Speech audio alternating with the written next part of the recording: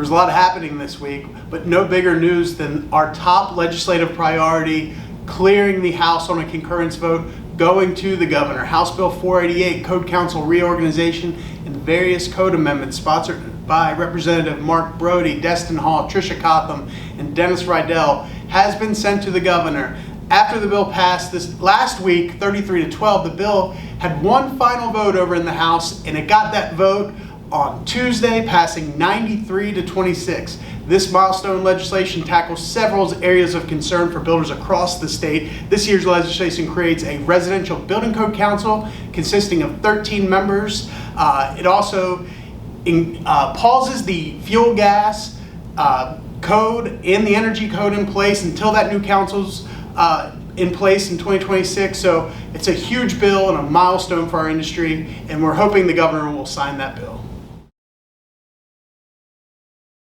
Another big bill that we were watching this week is Senate Bill 582, North Carolina Farm Act of 2023. This is sponsored by Senators Brent Jackson, Norm Sanderson, and Buck Newton. This bill became law this week despite the governor's objection. Of course, normally we don't have a lot going on in the Farm Act, but the big provision this year was the wetlands provision. For nearly 3 decades, wetlands determination in North Carolina were linked to the definition at the federal level, and that's what this legislation does. We were supportive of this bill. Despite the governor's objections, we are happy to see this bill go into law.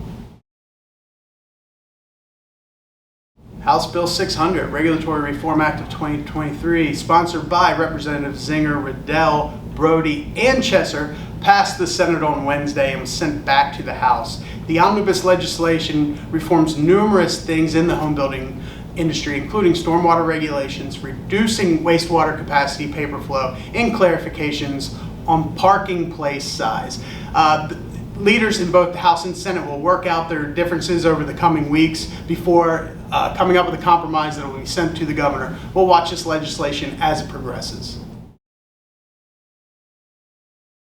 House Bill 132, sponsored by Representative Kevin Crutchfield from Cabarrus County, would require county and city permitting agencies to establish a policy to transmit any permits issued by that agency via U.S. mail or potentially email. This could save builders across the state a lot of time from going to the actual physical office and picking up that permit. So we'll watch this bill as it progresses through the House over to the Senate. Another bill that we're watching this week is House Bill 579, Sedimentation Act and Other Environmental Changes. This bill passed the House and was sent to the Senate. Representative Mark Brody, the sponsor of this legislation, aims at streamlining permitting where both the federal, state, and local governments are all regulating the same environmental field. This is an important bill that could clean up and make our industry a little bit more efficient on the land disturbance side. So we'll watch this bill as it moves over to the Senate.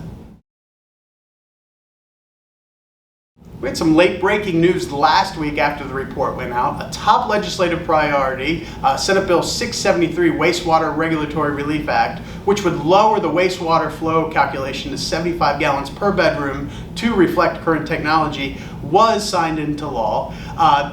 Wastewater capacity has been a huge issue in many fast-growing communities across the state. It is our hope that this legislation will take a huge step forward to help alleviate many of the problems that these fast-growing communities are facing in our state. Another bill that became law last week is a bill that we've been watching since it started in the beginning of this session. House Bill 130, Energy Choice, sponsored by Representative Dean Arp, Jason Sain, Michael Ray, and Charlie Miller, has become law. This legislation will preemptively prevent local governments from banning any source of energy in any particular community. We support this legislation and believe that home buyers and builders should be left up to making that decision. So we support this legislation and we are happy to see it go into law. Now I'd like to introduce you to our legislator of the week. That is Representative Dean Arp. Representative Arp is currently serving in his 6th term in the House, and we could not film the segment this week due to his role as House Appropriations Chair. He is in the thick of crafting next year's fiscal budget. As an engineer, he's always been a champion of the home building industry. Since his first term in the House, he's been the primary sponsor of some of our organization's biggest legislative victories, including House Bill 120 in 2013, which limited the growth of inspections and moved North Carolina to a 6-year code cycle. We would like to take this opportunity to thank Representative Arp for all his support for our industry, and we look forward to working with him in the future. Now, next week is 4th of July week. We will not be doing a legislative report. For more information, read our written legislative report. See you in a couple weeks.